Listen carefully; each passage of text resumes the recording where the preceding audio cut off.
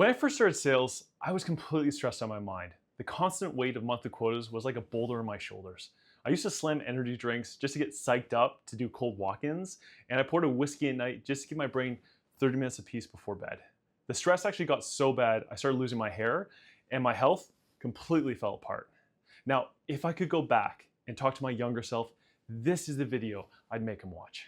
In this video, I'm going to be breaking down why we fall off every plan that we start for fitness, why our health always is the first thing that we sacrifice when work gets busy, and the number one trap that keeps us stuck reacting instead of living proactively.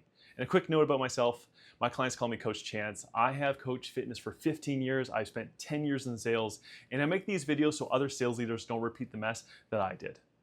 Ever wonder why we keep starting and quitting every fitness plan that we sign up for? Let me show you. And I got a little visual for this, and to keep it polite, I'm gonna use my own brain as an example. So here's my brain. When I was a kid, zero worries, plenty of space for sports, play, and movement. Now, if you fast forward to high school, here comes in the pink. Girls, my crush, maybe what Rachel thought about what I was wearing that day, but still, tons of room for the gym and sports. And then college, yeah, still pink, but now I've got some real financial responsibilities.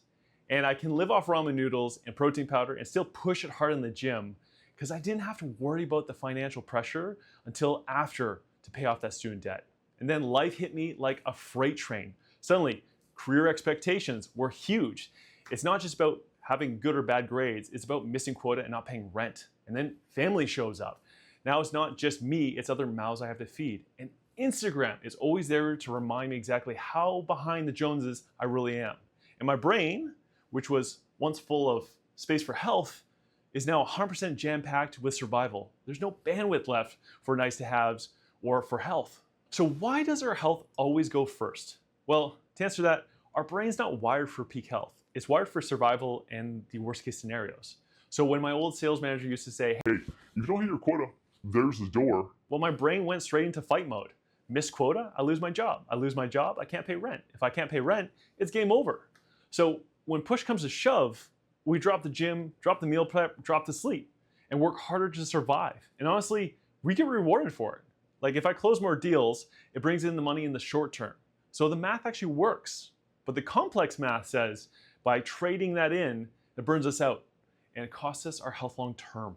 So we fall off every plan because we're maxed out. We sacrifice our health because our brain prioritizes survival. So how do we flip the switch from reacting to fires to proactively protecting our health on autopilot? Wow, try to say that 5 times fast. But here are 5 hacks that have worked for me and dozens of my clients. Hack 1.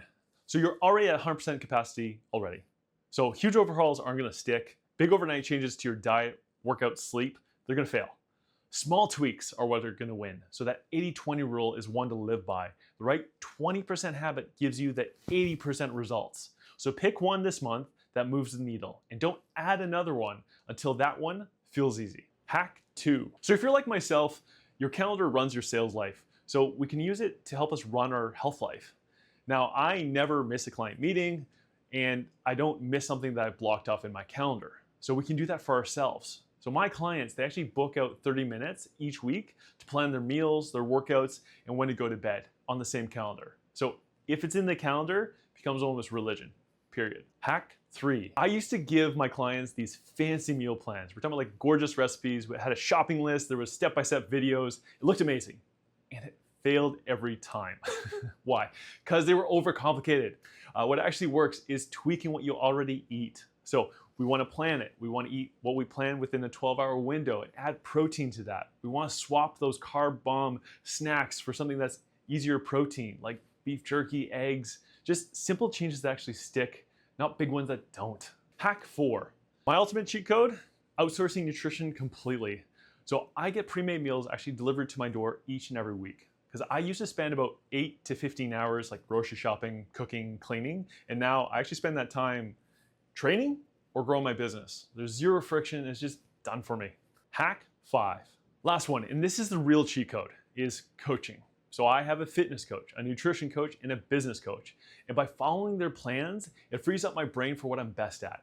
And without that, none of this would happen. So coaching, it pays me back within time, health, and growth. So now you know why it's so hard to stay healthy in sales and how to hack the system so it runs on autopilot. But here's the thing, None of this sticks if you miss the next piece, the foundation that makes your health last when life gets crazy again. And I break that down in the next video. So click over there right now and see for yourself.